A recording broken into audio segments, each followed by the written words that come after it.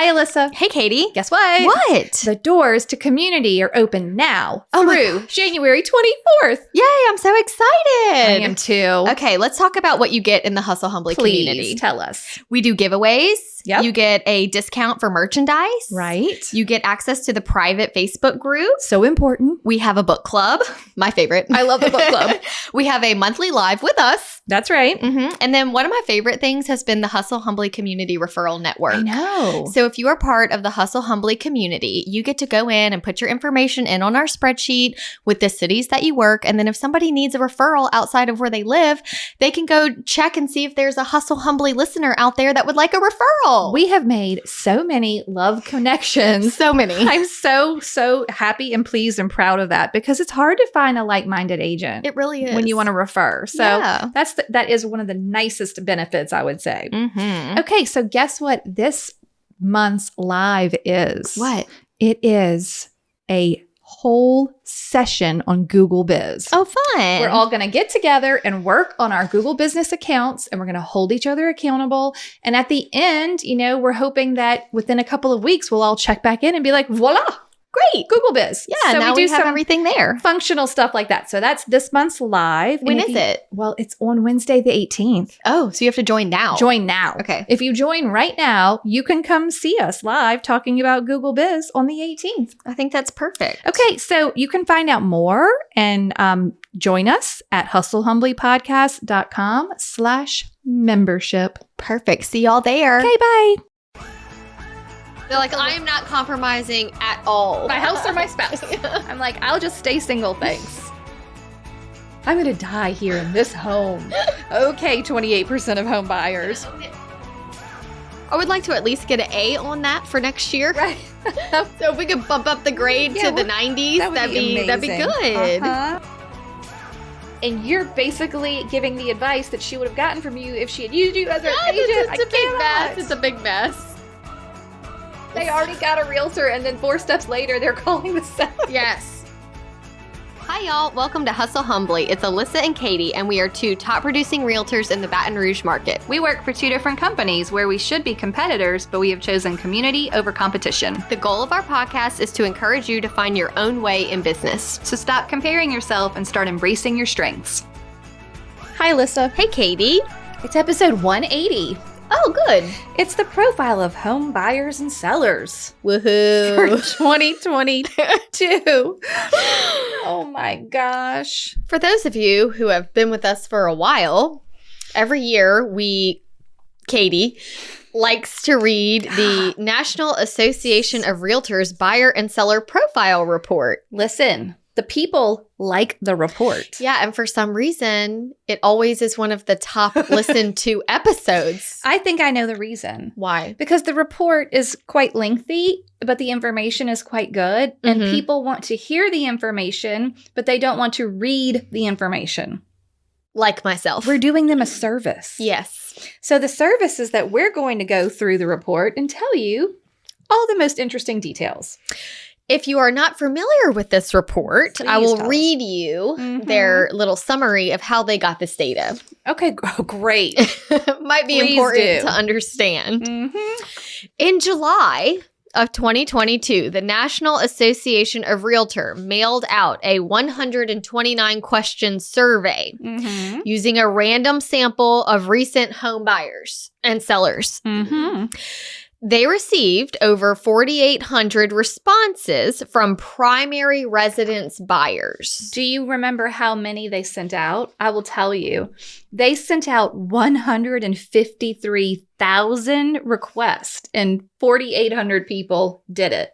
Wow. But I guess I wonder what kind of incentive they give them. 129 questions is much too long. That's a huge commitment. You'd have to be a really good person to just do this for fun. Right. So the response rate was 3.2%. Correct. I mean, that's pretty wild. Mm-hmm. And let's go back in time. The report originated in 1981. So they've been doing, National Association of Realtors has put together this report every year since 1981. I love that. I mean, it's just a lot of data, right? Mhm. But in 1981, I'm trying to find, I believe there were 50 questions. Yeah, it gets longer and longer. It gets longer and longer and longer. I mean, 129 questions. They're going to have to start doing gift cards or something. They need to. Right. That's a lot. That's quite the commitment. Okay, carry on. What else do you want to tell them about the report? I think that... Okay, I'll tell you this. As a realtor, you have access to this report. Now, if someone, just a regular person off the street, an economist, some kind of business person who wants to know about home buyer and seller habits can buy the report. It costs $200. Whoa. It costs $200, and the full report is 142 pages. Yeah, Katie sent me hundreds of pages to read. I didn't tell you to read them. In preparation for today. To be fair, we've recorded this episode in 2020, 2021, and now in 2022. And the first time we did look at the whole report. Yeah. Because we didn't know there was a summary. Oh, man. Now we're smart. The summary is quite good. It is good. It just doesn't have all of the charts and graphs, which I know you really like and appreciate the visuals. But it really pulls out all the most important data into the summary. Now, here's the great news if you're a member of NAR, so all realtors, you can get the summary for free. Very nice. So anyone can have the summary. If you're just some Joe Blow off the street and want the full 142 pages, it costs you $200. But if you're a realtor and you want some nighttime reading, it's only $20. Okay, so it's discounted to realtors, $20 for the full report. I just can't imagine the work that went into putting this together. So they sent and this is the other important information. The data covers a period from June of the previous year through July. And then they send out, so the report comes out in, I guess, November, December. And then tells you, but you're really following the journey of the buyers and sellers from June to July of the previous year. Right. Okay. Yeah. So it doesn't really cover the biggest part of the market shift, in my opinion, this year. It just kind of gets to the beginning. I was actually thinking when I was reviewing this, I'll be more interested to see next year's report because I like how they compare it from this year to last year. Yeah. Whereas I think next year it'll be a much bigger difference. Yeah, I agree. I think it's going to be a much bigger difference because the last 2 years were kind of all that seller's market up, a lot of buyers in the market. Okay. What else should we start with? Because, y'all, there's a lot of stuff to unpack Start here. at the beginning. Okay. Well, great. Let's just do that. The report is divided by home buyers and then home sellers. Each iteration of the report is as unique as the economic, social, and demographic environment in which it is published. So they cover all kinds of demographic questions, all kinds of questions about their realtor. The report has a lot of facets. Okay. It did say that this year's report does kind of note that it is a year of transition. Okay. In the market. Yes. Okay. Here's one of the first and most interesting things. The distance moved from your last home increased this year. Yeah, people are moving further away. So it went from 15 miles was the, distance normally moved to 50. That's a really far way to go. Yeah. So people are leaving. I guess a lot of people left a city and went more rural. And as people are being allowed to work from home, being super close to an office is not as important. Exactly. They can do it anywhere. So they just keep going further and further away. Here's the interesting thing about inventory. Inventory continued to sink, and by January of 2022, reached the lowest level recorded by NAR since the data series began. So in 1999 was the previous lowest recorded inventory. That's a long time. That is a long time. It's been 23 years since the inventory was this low. Okay. First-time buyers also shrunk to the smallest share since the data started. So affordability, that's not just a talking point. It's really true, is a problem. And it's just 26%. That's not very many. Probably because it was so hard for first timers. Not very many. To win the bidding wars the last year. Yeah. Okay. So do you want to talk buyers first? Where did you start? I think I have buyers. Okay. First. So here's an interesting, so we know there's only 26% first-time buyers. 97% of the first-time buyers finance their purchase. That makes sense. Right? I mean, it's unusual for you to be a cash first-time buyer with a typical down payment of 6%. Okay. Which is virtually unchanged from last year. And I just think that's how first-time buyers have been for a while, right? Like Right. that's a pretty standard down payment. Okay. The standard first-time home buyer this year Mm-hmm. was 36 years old. They got older. They got older. They got older. People are waiting a little longer to purchase. Right. Because there isn't anything to buy. So last year, the age was 33. That's a big jump. Yeah. And I think that it said home buyer ages for resales jumped as well. To 59. Everything is higher. Everyone who bought was older. Everyone got older before they bought this year. Now, here's one thing that dropped. The repeat buyers who financed dropped to 73%, down from 83% the last year because their equity had gone up so much, right? Right. So now they're like, well, we have all this cash. Mm-hmm. Maybe it's all in their house, maybe it's not. But the equity impacts, less people needed financing. So your resales were only 73% needed financing. That's crazy. That's a huge percentage of cash buyers. Well, right. That's a big percentage of cash buyers. 27? Yeah, it's a lot. And that's why they had all that extra equity in their homes, or at least one of the reasons. Yeah. Okay, how about the length of time? Did you get this? The length of time Yes. a home buyer grew? It grew this year. It went from 8 weeks they used to search the year before to 10 weeks. If you're lucky. If there's something to look at. Right. I know. I still have a few stragglers that we just can't find something, and then you start looking so long, and then you're driving yourself crazy, and things start looking the same, and you forget what you wanted in the beginning. Because some time has passed. Because look, buying a home really is when the mood strikes you, it's better to get that done quickly. If it drags on for months and months, you really may just change your motivation. And buyers continued to report the most difficult task for them in the home buying process was just finding a home. Just finding the right house. Just finding the right house.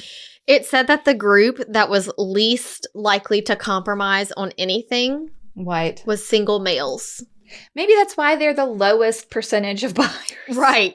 They're like, I will not compromise. I will not compromise at all. I will only buy it if it has everything on my checklist. Do you think that's why they're also not married? Maybe so. That's interesting. Maybe they're like, I am not compromising at all. On my house or my wife. My house or my spouse. I'm like, I'll just stay single, thanks. That's really interesting. I was like, wow, okay, that's crazy, but it kind of makes sense. It does. And the share of single females home buyers keeps going up. Yes, we're a lot more compromisable. I guess we're just like, look, let's be realistic, Right. Okay, what else did you get on buyers? Anything of note? 86% of buyers used a realtor. Okay, I love that because it's also 86% of sellers. I did not understand that. How is it the exact same? Well, we'll get to sellers in a minute. But on buyers, I mean, that makes sense to me. You want someone to represent you. I totally think that makes sense. Okay, 61% of buyers were married. 17% were single females. 9% were single males. It's a big difference. It's a huge difference. And then 10% were unmarried couples. Okay. So it said this was the highest share of unmarried couples recorded. People are buying and buying and buying a lot more now than before they get married. Maybe before they get married, right? Or maybe they don't get married at all. Right. Okay. Of the first-time buyers, 18% were unmarried couples. Okay. It's pretty interesting. It is. Now, here's a good one. Did you catch the percentage of multi-generational homes? 14%. 14%. I think that's getting higher and higher. And it wasn't just, some were like, homes where an aging parent was moving in, and some were homes where an older child was coming back. Right. Because probably a little bit based on the fact that they couldn't find a house. Okay. And I did note they do tell you all the demographic breakdown, but I wanted to mention that 88% of buyers were white Caucasian, 8% were Hispanic Latino, and both of those had gone up. 3% were Black African American, 2% were Asian Pacific Islander, and 3% identified as other. And then 22% of recent home buyers were veterans. That's a huge amount of veterans. Right? I was surprised at that number. It's a lot. And 22%, the primary reason for purchasing a home was the desire to own a home of their own. Yeah, I like that. Yeah. And that number actually jumps for first-time buyers. It's 62%. Like, I guess that desire to have something of your own. Yeah. That 22%, they're just like, oh, well, Yeah, I guess I should buy something. I guess I should just do this. Mm-hmm. Okay. Anything else on buyers you thought was interesting? Let's see. Yes. How about new home versus previously owned home? Okay. 88% of buyers purchased a previously owned home. So 12% bought a brand new home. 88% bought a previously owned home. Buyers who purchased previously owned homes were most often considering better price at 31%. So that was the motivation. So new construction is getting very expensive. Super expensive. Especially this past year with the cost of everything Yeah. going up. Right. Yeah. And it's hard to even find them. And now they're building not as quickly anyway. So it's going to be even harder to find them and more expensive. Detached single family homes are the most popular at 79%. This next line surprised me. What was it? Followed by mobile or manufactured houses. At 8%. I guess it's market dependent though. Yeah. Some areas, probably maybe more rural areas, would have a lot of mobile or manufactured homes. Right. Yeah, that. But I would have thought that it like goes a townhome or a condo. Yes. Yeah. Yes. Like I would have definitely thought there would be things before that jump. No. Mm-hmm. It's the mobile home.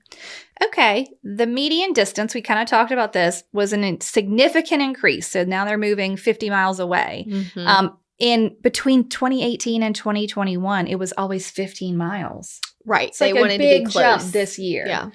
Like to where they were already. Okay. Here's my favorite that will change next year. Buyers typically purchase their home for what percentage of the asking price, Alyssa? 100%. Not going to be the same I next year. couldn't believe that it was 100. 100%. Because there's all the ones that paid more. Yeah, 28% purchased for more than the asking price. More. 28% is That's wild. That's wild. Okay, how about, did you catch the typical square footage? 1,800? That felt pretty big. Yeah. 1,800 and 3-bedroom, 2-bath. Perfect. And built in 1986. To be precise. To be really precise. And buyers expected to live in their homes for a median of 15 years. And 28% said they're never moving. Well, right. And we can refer them back to the Forever Home episode because you know how I feel about this. It's a myth. I'm never moving. I'm going to die here in this home. Okay, 28% of home buyers. I'm going to own it forever. I was just Yeah. watching the episode of Gilmore Girls Uh-huh. when Suki and Lorelai are talking to Fran about buying her Dragonfly The Inn. Dragonfly Inn, yeah. And she's like, well, I'm just going to own it forever. And they're like, but what happens after that? She's like, what do you mean? And they're like, when you... Or not. And she's like, no, I don't understand what you're saying. And they're like, But yes, that's what this reminds me of. Yeah, like, well, even 15 years made me a little nervous. I'm like, That's a do very people long time. really think they're going to stay for 15 years? How long have you been here now? 8. It's a long time. How long have you been in your house? 5. I know. Okay, maybe they are going to stay for 15 I bet years. you're pretty comfy here. I could see staying, yeah. Yeah, for a long time. You're sure. 15 years? Maybe? At least another 7? I don't know about another 7. I don't know. Who knows? Okay. I mean, maybe another 7, then both of the children will be out of school. Or almost out of school. Yeah. Jack's 10. They figure it out. Yeah, interesting. Okay. 47% of recent buyers say the first step they took was to look online for properties for sale, while 18% of buyers, the first thing they did was contact an agent. Yes, and I think we are going to start seeing this a lot more. Yeah. I had a dear friend Mm-hmm. that was not on my radar for looking. Right. They had not reached out or told me they were looking you or weren't- anything. Right. And she called me and was like, I made a mistake. I have been casually browsing online. I wasn't ready. I didn't think I was going to actually do Mhm. anything. And this house came up and I just clicked the button that said, would you like to see this home? No. And I did not understand that it was going to give me a real estate agent. That wasn't the agent. That wasn't you. Right. That wasn't. Right. I wasn't at a point where I was ready to reach out to you yet. And she was like, now I feel really bad for this agent. They are really trying to like win my business. Right. And she's like, so I'm going to work with them to buy, and I just need you to sell my house. And I'm so sorry. She's really sweet. And I told her I understood, but I thought it was a very valuable lesson that sometimes we just need to check in, or even like do a stories that says. But you had no clue. She hadn't mentioned she was looking at all. No, she wasn't even on my radar. So like you mean like you just want to check in with everyone you know? Well, I mean, even doing something like an education post, like on your social media or something that says, you know, did you know that you should never click the button that puts you in touch with another realtor if you have someone. It won't be me. But the consumer really doesn't understand that. So listen, this month in January, we're going to air our How Do You Buy a House episode. It's going to be good. Geared to the consumer so that you can share it with your buyer or your sphere or whoever that doesn't even know how to buy a house. All the things that you would want them to know. Right. We're just going to do it. How do online leads even work? Did you know agents pay for them? We're going to just tell the consumer. That's right. We're going to give them the 411. But I thought that this report, there was a few things in this report that really got my wheels turning being like, okay, these are the real numbers. Like this is the reality. They are looking before they even call us. Yep. And we need to be aware of that. Well, here's the good news. 86% of recent buyers found their real estate agent to be very or somewhat useful information source. Great. Good job, y'all. I would like to at least get an A on that for next year. Right. So if we could bump up the grade to the 90s, that'd be good. Okay, the buyer searched for 10 weeks. We talked about that and looked at, do you know how many houses? 5 homes. Can you remember 5 years ago, you might have looked at 5 in a day? Right. Now you're like 5 total over 10 weeks? That's not even a house a week. My buyer at the inspection yesterday, her mom was like, I mean, you've just been working with her for such a long time. And I said, I have, but I've really only showed her like 6 houses. Just spread out really far. Very spread out. Because once every couple weeks, one house pops up that meets her criteria. That's what I don't like about this market, because the momentum of a buyer is important. And a buyer only has momentum as long as they're looking at homes. Because if it's 3 weeks since the last time you saw a home, maybe they're just not in the frame of mind to look, or they go and they can't remember what else they saw. Yeah. They don't remember this house is better than the last house. It's correct. Too far in between. Yes. I don't have the answer to how to fix that, but I don't like it. They looked for 8 weeks in 2020 and 2021. Yeah. Okay. Nearly all buyers used online tools in the search process at 96%. Wow. So your website should be mobile optimized. You should have a Google business. You should have all of your profiles correct. Like they're online. 96%. You should be telling your sellers that photos are the most important thing you will do, and that professional photos are required, because 96% of buyers are online. If it doesn't look good, they're not coming. They're not coming. And 60% are using their phones. Yep, mobile device. So that's important to remember. Just because you have a fancy, good-looking website, you better check and make sure it looks good on a mobile device. Because just on your computer, on your desktop, that you're looking on it when you edit it, it does not mean that it makes sense and looks good on a phone. Right. Or an iPad or whatever people are using. So important. Okay. 91% of buyers were at least somewhat satisfied with their recent home buying process. I feel like that was pretty high, considering that it was kind of a tough year for buyers. I agree. With the bidding wars and the sellers not wanting to make concessions. Yeah. It's a lot. Hey, Alyssa. Hey, Katie. What do we mention almost every episode?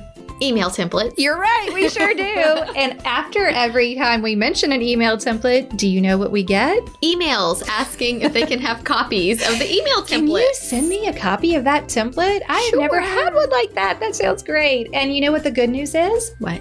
You can get all of our email templates from our course, Email Templates 101. Tell the people about it. Our course has all of the email templates you would need to send to your buyers and your sellers and your clients that are buying and selling at the same time. Exactly. To get through every step of the transaction and giving them information that they need for where they are in the transaction. It's great because you never forget to tell them something. Yes, and we've already done all the work for you. Yeah. We wrote them and Yeah. you can personalize them. Yes. And just feel organized knowing that you have all the information where it needs to be. And if you purchase Email Templates 101, you do get lifetime access. So occasionally we like to go in and make updates based on the market, or if we find a new best practice, and we put that right into the template and you get that updated straight away. It just goes straight to your course. Yep. Right. It's It's just there. amazing. It's just already in there. It's just already there. in there. You don't even have to worry about it. We'll That's send you wonderful. an email and we'll say updated. That's great. Where can they find these email templates? You can find the email templates at emailtemplates101.com. Emailtemplates101.com. Yes, head over for reviews and all of the specifics. Wonderful. Okay, enjoy.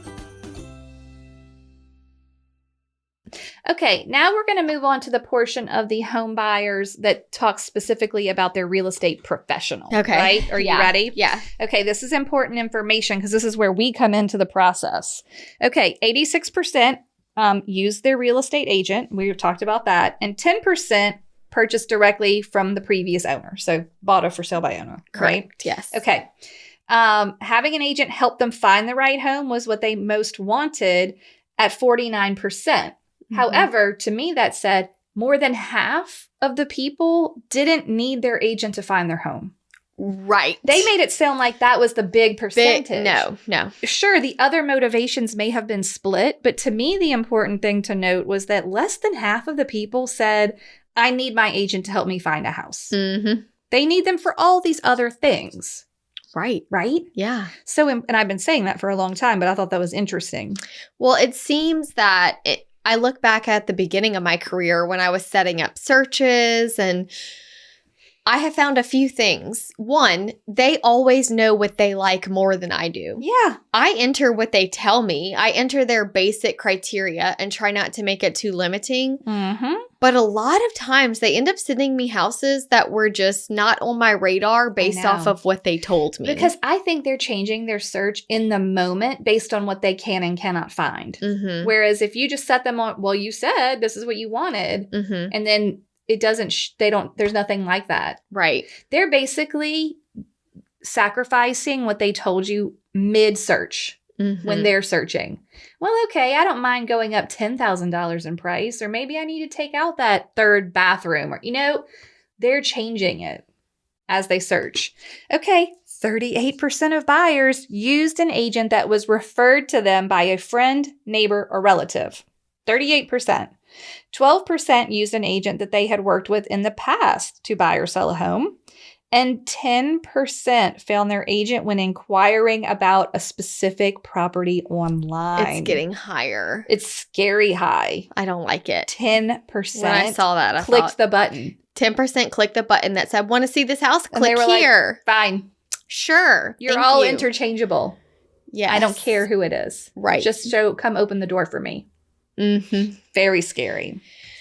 And I think that it can be frustrating for us Yeah. when we lose a client, but I think it can also be frustrating for the agent that does pay for the online leads, because then that person's like, thanks so much. I'm going to call my Aunt Susie now. She's my realtor. Right. But that is their fault for not explaining. Right. Because I still feel like the way the system is set up. It's a and trick. Yeah. It's tricky. It's very tricky. They're not being very forthcoming to the person that calls them. Hey, just so you know, this isn't my listing. I would love to represent you as a buyer's agent.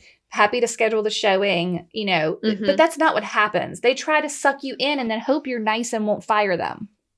Right? Like my friend. Right. Yeah. It's like, please She please just- feel bad for me. She felt awkward. She did.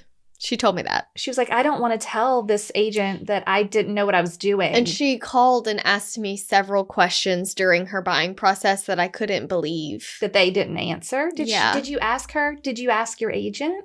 Right. Did you ask Yes, her? I did. And she was like, they didn't know. She was like, I didn't want to bother him. He's so busy. Yeah, working on that infuriates me.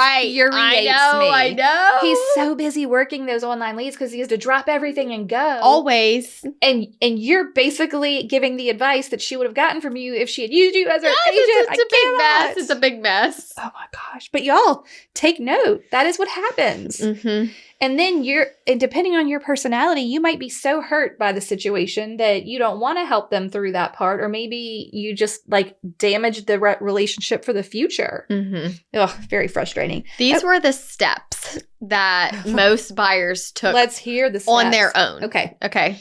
The first thing they did when they decided that they were ready to purchase was they started looking online at properties for sale. That's all buyers. Okay, right. Not first timers. Anybody. Second timers. I need to buy a house. Second thing was then they contacted a realtor. Okay. Third thing was then they contacted a lender. Okay. Then they Googled information for the home buying process. Okay. Which I Why found, didn't why didn't your agent or your lender give you that? Then they talked with their friend or relative about the fact that they were buying a home. So now they've probably got like a budget and they know that they actually can buy because they talked to the lender. Okay. So now they're like, hey, mom, I'm buying a house. I'm going to buy a house, I think. Okay. What do you think? Interesting, because mom can't refer you to her agent now. You 3 steps ago got your own. Right, exactly. Okay. Then they drove by homes and neighborhoods. Okay. Some of them at this point contacted a home seller directly. Oh. So they're starting to drive around. These realtors, man, not giving them the rules. They already got a realtor, and then 3-4 steps later, they're calling the seller. Yes. Mm-hmm. No. Looked up information about different neighborhoods, started going to open houses. Okay. Visited some builder model homes. All in the buyer rules. Yes. All in the buyer rules on our templates. And that's it. Okay. And then 1% of those people attended a home buying seminar. Interesting. The really studious ones. They're like, I need to know more. Yeah. Okay. Wow. How about this? 67% of those buyers only interviewed one agent. Great. One. So basically, they didn't interview anyone. They just worked with the first agent they saw. Mm-hmm. Face to face. Right. Yeah. Mm-hmm. And 89% of buyers said they would use their agent again or recommend them to others. So I feel like kudos to y'all. Yeah. Okay. We've already talked about who financed. And we already talked about first-time buyers. And they did say saving for the down payment was their most difficult step in the process. But also, we're learning they think they have to save so much more than they have to save. Right. So while they're saying that was the hardest part, maybe it's because they were saving more than they needed to. Right. I always tell my buyers, even if you're 6 or 7 months away from looking, it's not a bad idea to just talk to a mortgage lender to make sure that you're setting the right goals. How much do I need to save? Yeah. Is there something worth paying off versus not paying off? Right. It's a very good tip. Mm-hmm. Okay. 88% reported that they viewed their home purchase as a good investment. Yeah. Okay. So they're happy that they bought the house after they bought it. Mm-hmm. Okie dokie. Now, let's talk about the home sellers. We're going to transition into their selling experience, okay? So the typical home seller was 60 years old, an increase from 56 last year. So the age went up. The most common reason for selling was a desire to move closer to friends and family at 21%, moving due to retirement, 11%, or the neighborhood has become less desirable, 11%. They just feel like it's not what it was when they bought. Right. I mean, if they've been there a long time, all neighborhoods decline based on the age of the homes. Sure. You know? And then it says that most of these sellers lived in their home for at least 10 years. 10 years. So they have been there a while. But that increased from last year. It was 8 years. Mm-hmm. So people were in their home a little bit longer that decided to move this year. Probably because it was such a tough market for buyers. They're like, you're not getting as many people into the market. Right. So that number goes up. Okay. 86% of home sellers worked with a real estate agent. 10% sold for sale by owner, and less than 1% sold via iBuyer. Remember how scared everyone was? Oh no, the iBuyer's iBuyer's going to take away my buyers. And sellers. And sellers are, I'm not going to have any business. Right. This robot is going to come. The robot is still around, but it's needing some help. Okay. For recently sold homes, the final sales price was a median of, you guessed it right, 100% of the listing price. The final listing price. It said that was the highest recorded since 2002. Right. What was going on in 2002? .com. Oh. It was like, now I was a little young to be like really aware, but Right. I was in my 20s, and then there was .com burst, and then the housing market went crazy, and then that happened, that burst in like 2007. Okay, but so 2002 would have been like, I guess things were good with the economy. Yeah. And that's 100%? 100% Of the listing price. Wow. Okay, recently sold homes were on the market for a median of 2 weeks, an increase from 1 week last year. So already that's starting to trickle in, like, Yeah. this is taking a little bit longer. Even though you paid full price, Sure. it took a little longer to sell. Okay, 91% of sellers were at least somewhat satisfied with the selling process. You other 9%. You got 100% of your list price. Their agent must have been terrible. Yeah. I don't know what else you could want, right? Oh, no. Okay, here, let's talk about the sellers. 63% found their agent through a referral from a friend, neighbor, or relative, or used an agent they had worked with before. So someone that probably sold them the house, or they were getting a referral. Here's a big, huge one. 80% of recent sellers contacted only one agent before finding the right agent they worked with to sell their home. 80%, Alyssa? Yeah. That means you almost are never having to interview for the gig. I haven't really interviewed in a long time. I don't typically interview because all of my clients are repeat referral. So I'm not in competition. I'm not taking reloads or something where they have to interview, but it doesn't seem like anyone's in competition. The competition is being the one they think to call. Right. Or push the button on. Yes. Right? Because once you're there, they're like, okay. Okay, sure. We'll hire you. I don't have they time don't want for to anything interview. else. Yeah. Okay, 39% of sellers use the same agent to purchase a home and sell their home. And it's so funny because I was like, why would they not use, what about the others? They moved over 50 miles away. Right. They're going so far away. Or like my sweet buyer clicked the button and now she's using 2 different agents. I'm selling and they're buying. So look, if they were purchasing within 10 miles, that number went up to 85%. But then I wonder, 15% of sellers within a 10-mile radius didn't use the same agent to buy? Right. That's strange. Very strange. It makes me wonder, is it a situation like I'm in right now? Or like a model home, like a build? a model home they were building. I don't know. It's very interesting, though. Very, very interesting. 74% of sellers reported that they provided the agent's compensation. I'm like, who provided? The buyers provided the other? Was that because the market was so wide? I don't understand this stat. Right. Anyway, that's the story. I did wonder where the other part of it came from. Where did the rest of it come from? I don't get it. Okay, the typical seller, this is so key and crucial. The typical seller recommended their agent once since selling their home. 27% of sellers recommended their agent 4 or more times since selling their home. That's a big jump. So you want to provide the excellence. That's how you get more business. Providing excellent service to the clients you already have. Even when I have a difficult listing or a listing I know is going to sit for a minute, my goal is always, even if I don't sell the house and they hire somebody else when my listing term is up, I want them to miss me. Right. That's always my goal. Do you miss me? Do you miss me? When they're like, man, at least Alyssa talked to us. Yeah. Right. We talked all the time. At least we knew she was paying attention. Right. That's key. 85% of sellers said they would definitely or probably recommend their agent for future services. All right. Let's talk about the for sale by owners real quick. These sellers, 10% of recent home sales were for sale by owner. Okay, this is up from 7% the year before. Yeah. Think about how many things were off market, even when they weren't like. So many things. It's just because like so many houses sold word of mouth in that crazy market, right? Like they may not have even been trying to avoid an agent. It just happened. Right. Okay, we're thinking of selling. All of a sudden, 3 people were like, can we buy your house? Mm-hmm. Right. Okay. And then the majority of for sale by owner sellers, 50% knew the buyer of their home. 50% That makes sense. knew the buyer. Yeah. Okay. So that means I don't even think they went to like open market. No, they just like knew said, we're going to someone was sell. gonna And buy someone's it. like, okay, we'll buy. Right. Okay.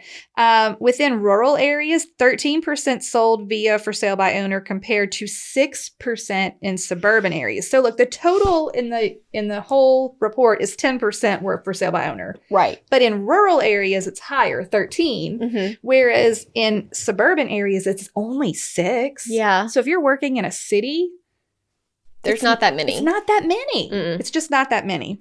I like that it said that the for sale by owner homes had a median price of $225. Yep. But those listed and sold with an agent sold at a median price of $345. It's a big difference. $120,000 difference. Huge. Well, a lot of times they say for sale by owners sell below market value, Mm-hmm. especially if they're selling to a relative or someone that they know and they don't have an agent involved. Who gave them comps? Yeah. Clearly, they didn't do a very good job of figuring out what it was worth. Mm-hmm. Whoopsies. Oh, well, you could have made yourself another $100,000 if you got an agent. That would have more than covered your commission. Right. Ah, yes. These are things we'll share with the public in our episodes for sellers and buyers. Okay, we already talked about the methodology of the report. Okay, here's an interesting detail. 87% of home buyers were primary residence buyers in 2021, which accounts for 5,857,350 homes sold in 2021. Mm. So 5.8 million homes were to primary residence buyers. Whenever I was looking at the education graph, I Mhm. thought it was interesting that of those who purchased, the highest level at 26% was a high school graduate. That's all. No college. Yeah. So 26% was high school. To be fair, those people could probably afford a home better because they don't have student loans. I know. That's why I found it so interesting. Yeah. Now, the second place was 24% had a bachelor's degree. Okay. And then third place was 22% had a master's degree. Mm-hmm. It's pretty But the interesting. high school graduate bought the most homes.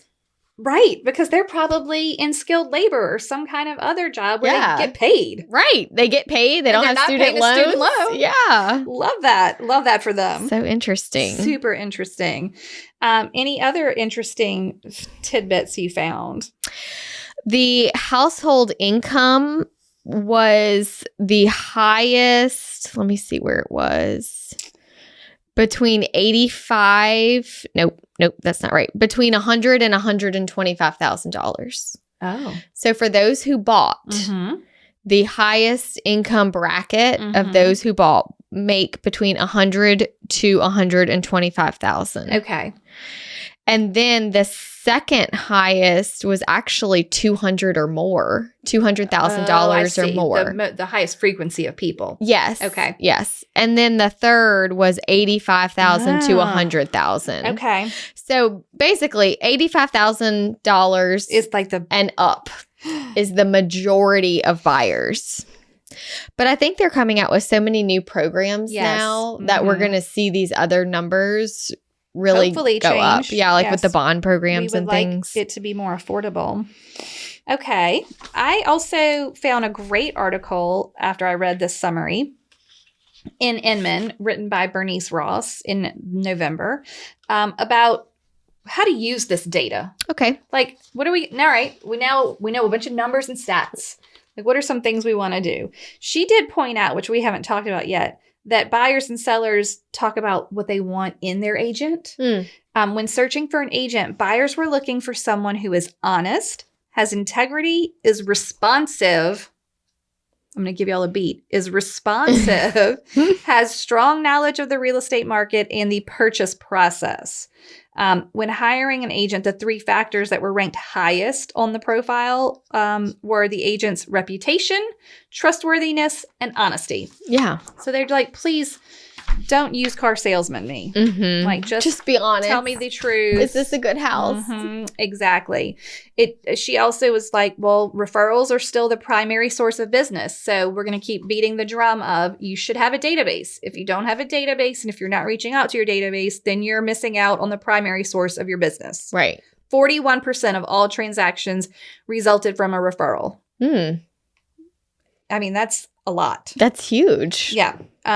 She mentioned that you would want to devote at least 36% of your 2023 marketing budget to developing a referral business from your sphere, and then gave some, ideas like we talk about a lot of times.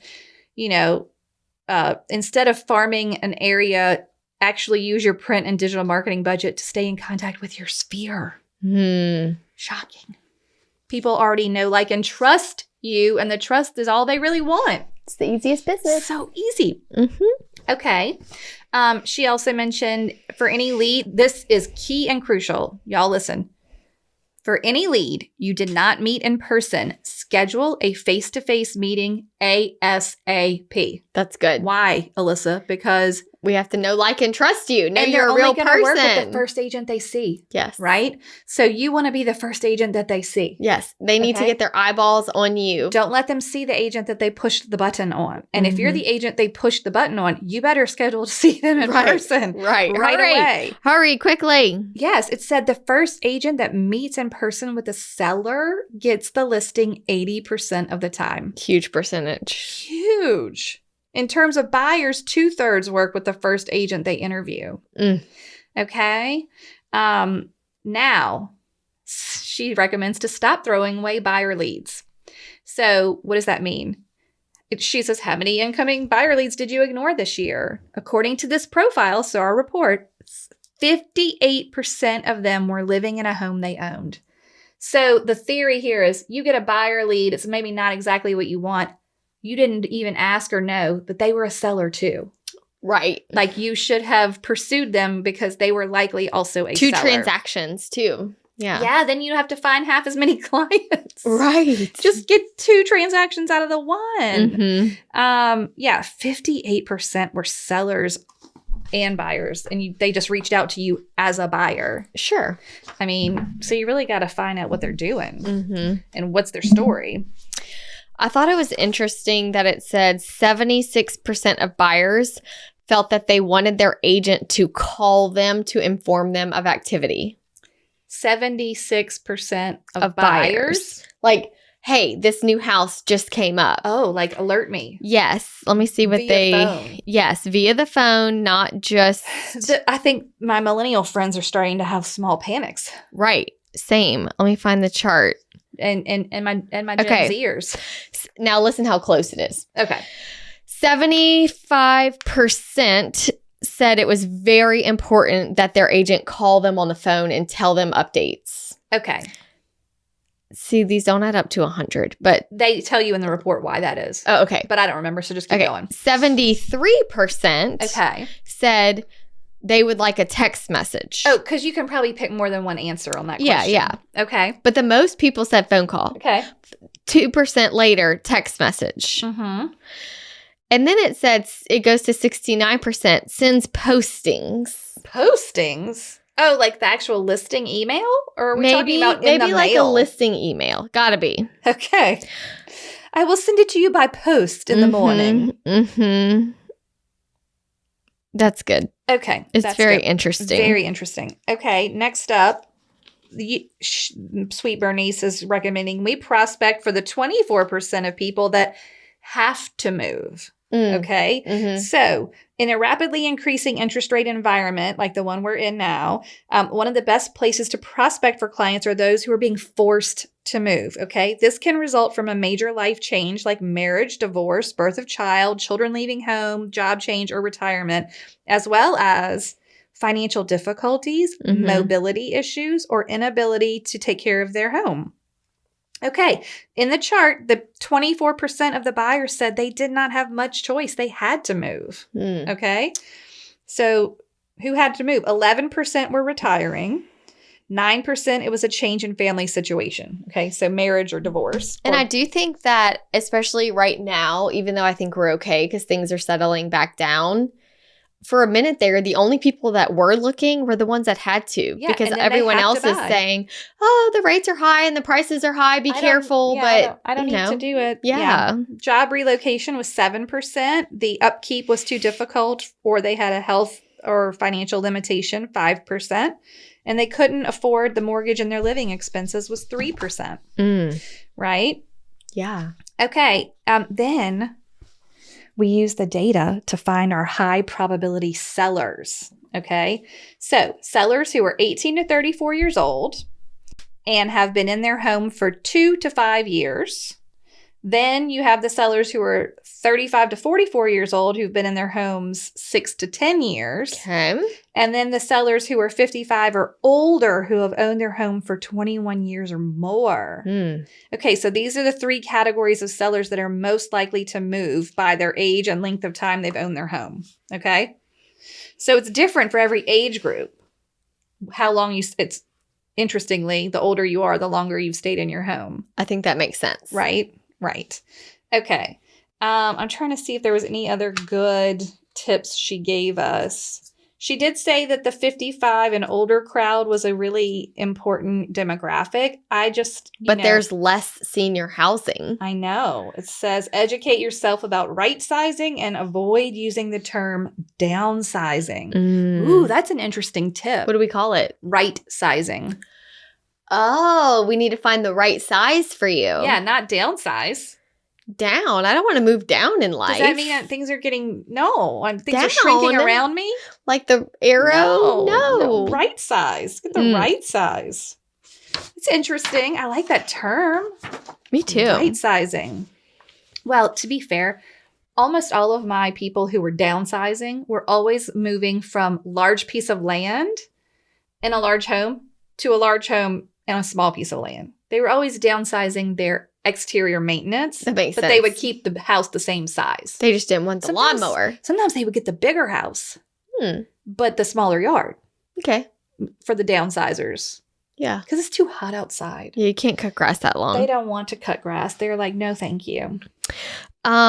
This was I thought this was I always like to know where people come from, as you know from our toast. But the ones that bought, where were they before? Okay. The majority owned their previous home. Okay, right. The second highest, were renting an apartment or a house. Okay. Third highest lived with parents or relatives and paid no rent. Okay. Fourth highest lived with parents, relatives, or friend and paid rent. Oh, okay. And then the last group rented the home that they ended up purchasing. Oh. So I guess maybe they approached their landlord and was like, hey. I'd really like to buy this thing. Yeah. Save me a move. Interesting. Okay, here, since everyone is on their computer first, their mobile device, here are the top website features from the report. Okay. These were ranked as very useful in this year's report. 85% of people said photos. Yes. Okay. 80% said detailed information about the properties for sale. Okay. I cannot tell you how many times I still run across a home for sale that is not one day on the market. Let's call it a couple of weeks. Okay. With no description at all. So sad. But why? Why? Tell me what is just going write on your in this description. house. I don't understand. We have a whole episode about it. There's even services that will write it for you. Oh, wow. Costs money, but still. Sure. Okay. And then real estate agent contact information. 53% of people said that was a top website feature. Floor plans, 49%, and virtual tours, 39%. Okay. So those were their favorite website features. I thought that was interesting. Okay. What else you got? I was looking at the graph on what was their primary reason for purchasing a home. And they stopped asking this year why, wait. Okay. So if they did not ask the question, they have NA. Okay. Like we didn't ask, so we have no data. We don't know. Okay. So the desire for a better pet for your a better home for your pet. They didn't ask? They did not ask in 2010. Okay. They started after. They started in 2018. And people say yes. Like 1 to 2% of people every year are buying for their pet. I think that's pretty cool. Yeah. Like if you are my dog needs this. Needs a bigger yard. Yeah. Well, because less people are having children. They're like my puppy dogs. It's their little. They're like, we got to start asking this question. Fur babies. Yeah. I love it. Fur babies. Okay. Important. Okay.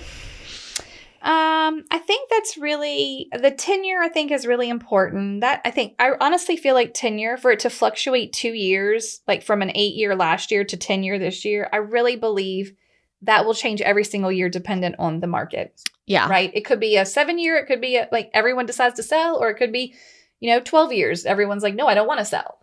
Right. It's just it's hard to predict that. Mm-hmm. I do think it's important to note that this report, y'all, is valued and used not just by realtors. It's used by market analysis, policymakers. So like lawmakers, go back to this report. A lot of people access this data, economists, in order to kind of figure out the health of the housing market and how to proceed. Yeah. Okay. Anything else? Oh man. I know look, y'all, it's very so much information. The graphs and charts are not in the summary. Okay. And I pretty much hit most of the high points of the summary. Mm-hmm. And that's a 10-page document. Again, the full report, like we said, is 142 pages. But it's a lot of big pictures. So don't let that number of pages overwhelm you. It's not all black and white words. Yeah, it's pretty graphs that really show what the words just told you. Sure. And then you can also get the 2022 Home Buyers and Sellers Generational Trends Report. So that's separated out, and it's basically the same questions again, but then put in the context of generational trends. That's 143 pages. Mm-hmm. I mean, there's a lot of information out there. The key here is you should know some of these key stats. Some of them are important for you to be able to relay to your clients. I think a lot of them are important so that you know how to shape your business. Like, how do you use these things to make good choices with your marketing dollars? Right. Like, you're not going to market to someone who's not going to sell their home when you want to sell more homes. Like, if you want to be a listing agent. Yeah. It wouldn't make any sense. And this has been the leading industry source of insight into consumer behavior for 4 decades. So long. So long. It's so wild. Okay, yeah, 1981, it started with 59 questions. 50. Now we're at 159. 129. Oh, 29. Mm-hmm. Okay. It's a lot. I think that's a big commitment for people to even answer. Yeah. I mean, that's wild. Yes. And the report is so key because it provides that valuable information on the role that real estate professionals play in the transaction. Mm-hmm. So we know it's not a secret. You can tell people, oh, well, only 6% of suburban sellers go for sale by owner. If you told someone who was considering for sale by owner that, they might be like, oh, wow. Man, that's not, yeah. You mean 94% of sellers use an agent? Mm-hmm. Well, I don't want to be in that minority. See, I'm like you. I read a lot of these statistics the other way. Right. Like how they said 49% wanted their agent to help them find the right house. Right. I'm like, but so 51 didn't? Right. No, they just wanted you to be helpful. Right. Do the paperwork. I know. Help them negotiate. Yeah, they're like, I'll find the house. They're going to find it online anyway. Yeah. I think I really need agents, especially in 2023, to stop fighting the fact that their buyers are going to find a home online at some website that you don't control. Right. I saw someone, Who cares? Realtors ask this all the time, but I saw one in a group today, I think. I'm considering buying a $4,000 website. I'm having buyer's remorse before even signing the contract. Do y'all think I should do it? No. Thankfully, all the answers were like, no. But you can't compete with Zillow. No. So you don't even need a website with a search feature. It doesn't matter. You'd be better off. Because they still need us to get to the closing table. We Yeah. provide value there. But they do want a trusted advisor. Mhm. So why don't you just make your whole website testimonials? Great. Right? That's what they're looking for. That's what this data says your website should be. They just want you to tell them that you're going to be trustworthy and give them the truth and tell them how to do this. And they'll find a house and you'll take them there and show it to them. But you better be the first one. Yeah. Because if they see somebody else, they're going to use them. It's over. They don't have time to come and find you. That's a really great takeaway. Buyers and sellers do not have time to come and find you. You need to be easily accessible, top of mind, in front of them. Sphere. Yes. Yeah. You got to be like, here I am. I'm here again. Great. Telling you another story. Or sending you an email about whatever. Yeah. Right? I feel like the process is getting simpler. Oh, yes. Don't you? Yeah. Like, I don't have to worry about finding the right home. They're all out there. Mm-hmm. I like that. I did see that it said a bigger percentage are driving by before calling their agent. I had a buyer that just did that, and I found it very helpful. She was kind of looking a little more on the outskirts. Uh-huh. And she knew the rules. She had my buyer rules. We had talked Right. about all of that. She's like, I just like to drive around. So that used to be my requirement. yeah, for like buyers. please make sure You're that you like the required area. to drive by, because Yeah. I will not roll up to another showing where you say to me, Never "Oh, mind. I don't actually like this neighborhood." Yeah, you didn't know that? I'm like, "What? Drive No." by. Yeah, do your drive-bys. That's what I used to tell them, especially if we were trying to see 10 houses in a day. You got to drive by before we go out 3 Yeah. days from now. Do your drive-bys. Let's eliminate some of these. Mm-hmm. Okay, I think that's all I had to note. Oh, one more. Oh, please. One more. Last thing. Okay. You know, I like price per square foot. Yeah. Oh, The I didn't even most see this. expensive price per square foot was found in townhomes. Okay. So townhomes had They're a smaller higher, space. yeah, I guess they're smaller, higher price per square foot makes sense. The median came in at $190 a square foot. Okay. All other types of homes had an average or median of $150. So there's a $40 price Difference. yeah. Probably because townhomes are typically smaller. Yeah. So Right? between $150 and $190 price per square foot. Interesting. For the whole country. Yeah. I mean, like, I thought it'd be higher. it varies wildly. Yeah. I wonder how in line that is with the median home price, though. If the median home price is in the 300s. Do you know what I mean? Mm-hmm. Like, what's the math? If the houses are 1,800 square feet, I don't know the median home price. Is it 325? Okay. I'm just guessing. And then if you divide that by 1,800 square feet, that's 181 a square foot. Right in the middle. Right there. Right there. Right? All makes sense. Oh, fascinating. I hope that you all were riveted Riveting by this information. year's rattling off of stats and statistics. And if you're still awake and with us, kudos to you. Yeah. You've survived another year of the Profile of Home Buyers and Sellers, brought to you by Hustle Humbly Podcast. I mean, It's good to understand your target audience. It's super helpful information that I could see previous to our podcast. I never sat down and read it, No. but I am so glad that I read it now. I do think it's valuable. You're like, I'm not. Alyssa is 0% glad she has read it now. It was fine. It was good. She came wearing her glasses. I did. She did study. Wanted to be extra studious You for were YouTube. very studious today. I'm going to toast somebody and we're going to move on with our lives. Okay. Today's toast comes to us from Lindsay Anderson in Vermont. I know, in Vermont. She is toasting to Andrea Hosley. Hosley? I don't know. And then I'm always worried, is it Andrea? Oh, yeah. I always say Andrea. Okay. Okay, here's what Lindsay has to say. Oh, wait, hold on. Lindsay is in Maine. Andrea is in Vermont. It's very close together. They're super close together. Okay, we're both members of the Hustle Humbly community. Oh, that's a great point. Oh, good news. I think you can get into the community right now or tomorrow. Good. The doors are opening. If you want to join Andrea and Lindsay, you can come on.